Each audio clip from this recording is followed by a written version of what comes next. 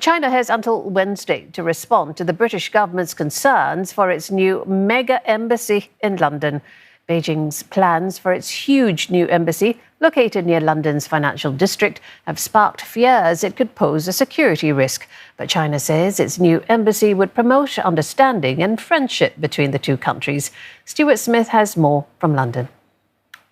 It's right across the road from the Tower of London, the site of the proposed new Chinese mega embassy, as it's been dubbed, because it's a huge site. It would take 10 minutes to walk around. It would have accommodation for up to 200 people, but it's twice had planning permission rejected by the local authority. Now the UK government is looking at this issue, and it's got a host of questions that it's posed to Beijing that it says must be answered before it's potentially willing to give planning permission to this development. There are a host of issues, but some of the main ones that have come up is, first of all, whether this would be a site accessible to the public, because the current plans have an area, a cultural centre, that would be accessible to public but would be embassy land, meaning that, for example, the police and fire service couldn't go onto that cultural centre even if there were an issue, but one that also political dissidents who have left China and Hong Kong fear may be a way for them easily to be pulled into the embassy,